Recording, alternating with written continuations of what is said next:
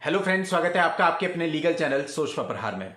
दोस्तों, जैसे कि आप जानते हैं कि परसों को यानी संडे को एक ऐसी धमकी आती है कि आपका चैनल बंद करवा दिया जाएगा क्योंकि आप लोगों ने यूट्यूब पर गंदगी फैला रखी है। खुशी इस बात की है दोस्तों कि आप सब लोगों के सामने पूरी बात आने के बाद आपके जो कमेंट्स थे उनकी संख्या लाइक से भी ज्यादा थी।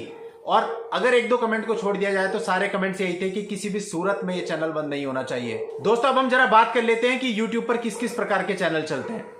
पहला, YouTube पर ऐसे आपको अनेकों चैनल मिलेंगे जो कि पोर्न वीडियोस को प्रमोट करते हैं, जिसमें आप देखेंगे दुनिया भर की पोर्न सीरीज को दिखाया जाता है, पोर्न्स के बारे में बताया जाता है, जिससे कि हमारी जो जनरेशन है, हमारी जो नस्लें हैं वो बर्बाद हो रही हैं और आज की जनरेशन पूरी खत्म हो रही है।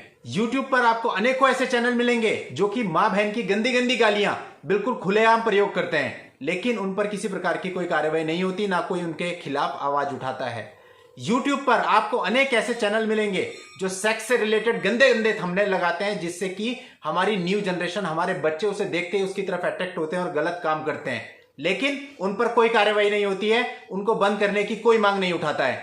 आपको YouTube पर अनेकों ऐसे चैनल मिलेंगे जो आपको जादू टोना करके दूसरे की बर्बादी करना सिखाते हैं, दूसरे से दुश्मनी निकालना सिखाते हैं, लेकिन उन पर कोई कार्रवाई नहीं होती। YouTube पर आपको अनेकों ऐसे चैनल मिलेंगे जो कि अश्लील प्रैंक बनाते हैं और उनके थंबनेल पर आपको वुमेन और मैन के प्राइवेट पार्ट्स के नाम तक लिखे हुए मिलेंगे, लेकिन उन पर कोई कार्रवाई नहीं होती है। लेकिन जो चैनल लीगल अवेयरनेस दे रहे हैं उन पर कार्रवाई होगी, क्योंकि वो 498A पे अपने व्यूज शेयर कर रहे हैं और हमें कहा जाता है कि आप 498A पे स्पेशली 498A पर वीडियो नहीं बनाएंगे। तो ये दोस्तों मैटर है पूरा। अब दोस्तों देखिए, हम बात करते हैं कि इस चैनल से कौन लोग जुड़े हैं। इस चैनल से जुड़े हैं सामान्य लोग, भारत के नागरिक। इस चैनल से जुड़े हैं लॉ स्टूडेंट्स। इस चैनल से जुड़े हैं देश के अलग अलग क्षेत्रों के एडवोकेट्स। अब दोस्तों, लॉ स्टूडेंट, मैं जानता हूं इस चैनल के माध्यम से पता नहीं कितने ही लॉ स्टूडेंट्स के मुझे मैसेज आते हैं कि सर हमें बहुत कुछ सीखने को मिला है। जब इंटर्नशिप की प्रॉब्लम बच्चों को होती है, उनको इंटर्नशिप नहीं मिल रही होती है, तो जितना हम लोगों से हो सकता है हमने उनकी हेल्प करी है। पर्सनली मेरे पास ऐसे पता नहीं कितने मैसेज आते हैं, और जो लोग लोकल हैं उनको फिजिकली मैंने खुद इंटर्नशिप प्रोवाइड की है अपने यहाँ या फिर कहीं और जो भी हेल्प बन सकी है दी है। तो दोस्तों, ये जो चैनल है ये जस्ट इसीलिए है कि हम एक दूसरे की हेल्प कर सकें, हम एक दूसरे के काम आ सकें। और लॉ स्टूडेंट्स हैं, जो बच्चे हमारे पढ़ रहे हैं, कल को हो सकता है आप में से भी किसी के बच्चे जुडिशियल की तैयारी करें या लॉ की तैयारी करें और उन्हें इंटर्नशिप ना मिले, तो वो लोग कैसे आगे बढ़ेंगे? तो उन्हें कहीं ना कहीं तो हाथ लगाना ही है। इसके अलावा दोस्तों, इस चैनल पर देश के अलग अलग राज्यों से एडवोकेट भी जुड़े हुए हैं, और ये जो इस तरह की चीजें केवल मेरे साथ नहीं हो रही है, ये बाकी एडवोकेट के साथ भी हो रही है। मेरी खुद बात हुई है, कई चैनल्स पे एडवोकेट्स हैं, उन्होंने कहा है कि हमें भी इसी प्रकार की धमकी आई है कि आप चैनल बंद करवा दो, अदरवाइज BCI से आपका लाइसेंस कैंसिल करवा दिया जाएगा। दोस्तों, इतने लंबे सफर में जब से भी ये चैनल चल रहा है, हमने कभी भी इस चैनल पर अपने ज्ञान में किसी भी रूल का वायलेशन नहीं किया। जो कुछ भी किया केवल अपने व्यूज आपसे शेयर किए, चाहे वो 498 हो, चाहे वो कोई जजमेंट हो, चाहे वो सेक्शन 125 हो, चाहे वो स्त्री धन हो, चाहे वो कुछ और हो, उन सब चीजों पर अपने व्यू शेयर करें और आप लोगों ने भी अपने व्यू शेयर करें कमेंट्स में। अब दोस्तों, राइट टू स्पीच तो सभी को है, अपनी जो एक्सप्रेशंस है, अपनी जो फीलिंग्स है, वो तो हर कोई शेयर कर सकता है, चाहे वो एडवोकेट हो चाहे वो एडवोकेट ना हो। अब दोस्तों, 498A जो कि एक कानून है, जो कि इसलिए बनाया गया था कि जो महिलाओं पर अत्याचार होते हैं वो कहीं ना कहीं रुक सकें। अब दोस्तों, आज के समय का अगर आप डेटा उठा के देखेंगे तो 498A का मिसयूज होता है, लोग बहुत ज्यादा परेशान हैं। अब मैं आपको बताता हूं दोस्तों कि मैंने 498A में इतने साल से क्या रियलाइज किया है। देखिए, लोग हमारे पास आते हैं, मेरे पास पता नहीं कितने ऐसे केस रह चुके हैं जहां पर लड़का बोलता था कि सर मैं बहुत डिप्रेशन में था, इतने ज्यादा डिप्रेशन में था कि मेरी जॉब छूट चुकी थी, मेरा करियर खराब हो चुका था। उसके बाद मैंने आपके कुछ वीडियोस देखे, वहां से मैं मोटिवेट हुआ और मैं उस डिप्रेशन से बाहर आ सका। ऐसे बहुत सारे मैसेजेस कल की मेरी उस पोस्ट पर भी हैं, जिस पर मैंने बताया था कि मेरा चैनल बंद होने वाला है। कुछ लोगों ने उसे रिमूव कराने के लिए कुछ किया है, जो भी किया है वो नहीं पता होगा। इसके अलावा दोस्तों, 498A में ही मैंने ऐसे केस देखे हैं जहां पर लड़का मुझे फोन करता है, लेकिन मैं अपने किसी काम में बिजी हूं, मैं उठा नहीं पाता, दोबारा फोन आता है, और जब तीसरी बार फोन आता है तो मुझे लगता है कि भाई ये इतनी बार फोन आ रहा है, कोई बात होगी, और जब मैं उठाता हूं तो लड़का कहता है कि सर अगर आप मेरा फोन आज ना उठाते तो मैं छत से कूद जाता, मैं कूदने के लिए खड़ा था, मैं सुसाइड करने के लिए खड़ा था, मेरे साथ ऐसा ऐसा हुआ है और मुझसे बर्दाश्त नहीं हो रहा है। मैंने उससे बात करी, उसको समझाया बुझाया और वो छत से नीचे आ गया। ऐसा भी एक मामला मेरे पास आया, और उसके बाद ऐसे कई मामले, कई मैसेजेस आए, कई तो खुलेआम लिखा हुआ है कमेंट्स में कि मैं सुसाइड करने जा रहा हूं। तो दोस्तों, ये जो लड़के आत्महत्या कर रहे हैं, क्या इन्हें खुशी मिल रही है आत्महत्या करके? कुछ तो इनके ऊपर प्रेशर होगा ना। तो वो प्रेशर अगर मेरे किसी वीडियो को देखने से रिमूव हो रहा है या किसी और भाई के वीडियो को देखने से रिमूव हो रहा है, तो इसमें बुरा क्या है? वो लोग यहां से बाहर ही तो आ रहे हैं, इस चीजों से वो बाहर आ रहे हैं। 498A में ही ऐसे कई सारे मामले मैंने देखे हैं जहां पर लड़का कहता है कि सर हम लोगों पे ऐसा कर दिया गया और हम एक वेल एजुकेटेड फैमिली से थे और वो मेरे पापा को बर्दाश्त नहीं हुआ क्योंकि उनके लिए उनकी इज्जत बहुत कुछ थी और उनको हार्ट अटैक आ गया, उनकी डेथ हो गई। अब दोस्तों माँ बाप की अहमियत रखते हैं, ये मैं बहुत अच्छे से समझ सकता हूं क्योंकि मैंने खुद अभी हाल ही में अपने पिताजी को खोया है जो कि मेरे लिए सब कुछ थे। 498A के ही कई सारे मामलों में मैंने ये देखा है जहां पर लड़के की मम्मी के साथ हाथापाई की गई, मारपीट की गई, कुछ मामलों में उनके पैर तोड़ दिए गए, उसके मेडिकल FIR तक मेरे पास रखी हुई है जो उन लोगों ने करवाई थी। अब दोस्तों ऐसे मामलों में लड़के की जो हैरेसमेंट है वो किस लेवल तक की हो जाती है, ये शायद वही समझ सकता है जिसके साथ ये हुआ हो, जो इस फेज से गुजरा हो।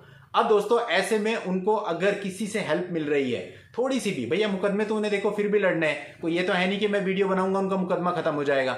बस फर्क इतना है कि वो वीडियोज को देखकर थोड़ा सा उस डिप्रेशन से बाहर आ जाते हैं, मुकदमे लड़ने की हिम्मत मिल जाती है और एक गाइडेंस मिल जाती है। इसमें गलत क्या है? अगर कोई नया जजमेंट आ रहा है, उस जजमेंट पर हम अपने व्यूज शेयर कर रहे हैं तो उससे किसी ना किसी को फायदा ही मिल रहा है। और वैसे भी कोई आपको फोर्स तो कर नहीं रहा है कि आप वीडियोस देखिए और उसको फॉलो ही कीजिए, वो तो आपकी मर्जी है आपको करना है या नहीं करना है। और दोस्तों अब उन्होंने कहा कि भारत की जनता इस पे क्या कहती है, भारत की जनता ही तुम्हें बताएगी, तो आप भारत की जनता से पूछिए कि वो क्या चाहती है। इसलिए मैंने वो पोस्ट डाली थी। तो आप लोगों ने जो उस पर कमेंट्स किए दोस्तों, दिल खुश हो गया आप लोगों का प्यार देख करके। एक बंदे ने तो यहां तक लिख दिया था कि सर आपके ऊपर अगर केस भी हो गया आप केस लड़िए, फंड हम लोग देंगे।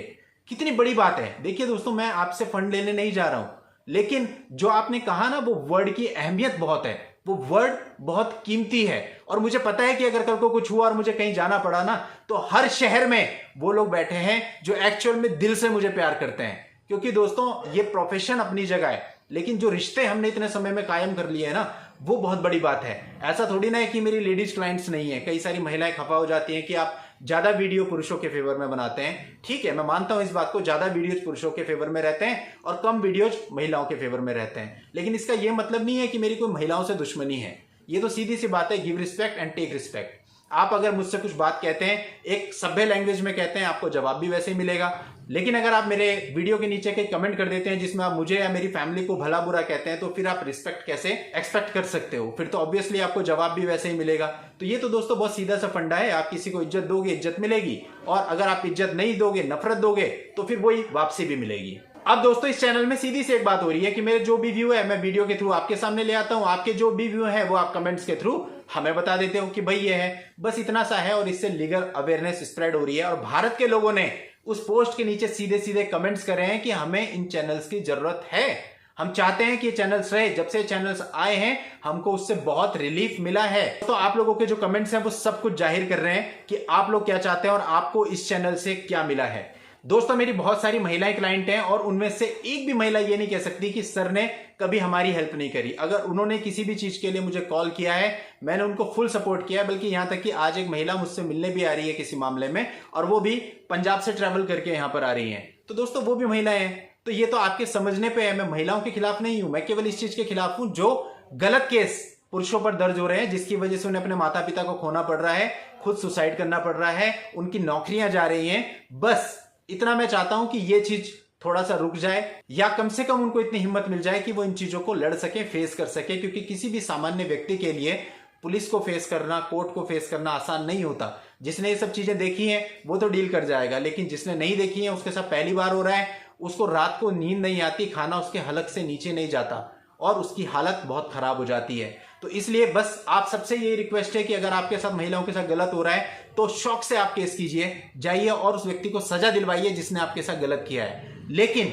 यदि आप किसी पर गलत इल्जाम लगा रही हो, आपसे बस इतना ही कहना चाहूंगा कि सोचिए, आपका भी छोटा भाई है, आपके घर पे भी परिवारजन है, अगर उनके साथ गलत हो तो आप पे क्या गुजरेगी, वही उस लड़के पे भी गुजरती है जिसके साथ ऐसा होता है। तो दोस्तों हम किसी के भी खिलाफ नहीं है, महिलाएं हो या पुरुष हो, हम सभी के फेवर में है। बस हम गलत के खिलाफ हैं, इतनी सी बात आप लोगों को समझनी है। और दोस्तों बात यह है कि जो कुछ भी घटनाक्रम घटा है, इसके संबंध में मैं सारी लीगल अथॉरिटी, जो भी हमारे पदाधिकारी होते हैं, सबसे बात कर चुका हूं। और जो भी होगा ठीक है, कोई बात नहीं, अगर चैनल बंद भी हो जाएगा, लेकिन आप लोग और हम आपस में जुड़े रहेंगे, हमें जुड़ने से कोई नहीं रोक सकता।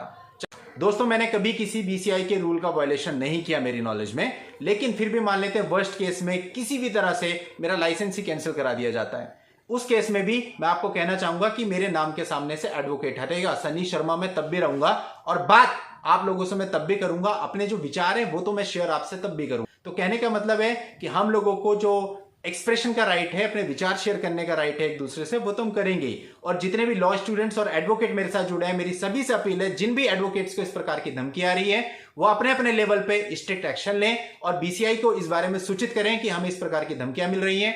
इसीलिए दोस्तों बीसीआई ने एक नया ड्राफ्ट भी तैयार किया है एडवोकेट प्रोटेक्शन बिल का।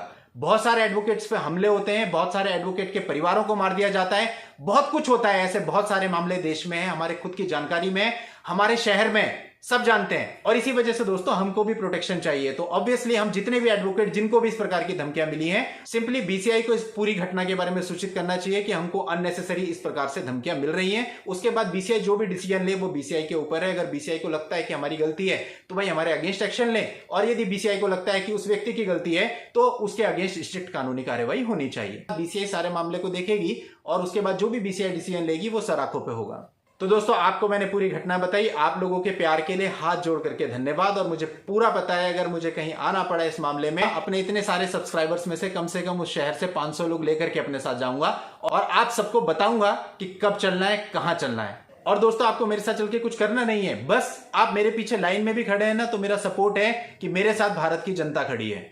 तो दोस्तों नेक्स्ट वीडियो में नई जानकारी के साथ मैं आपसे मिलता हूं, तब तक के लिए good bye and thank you for watching. जय हिंद।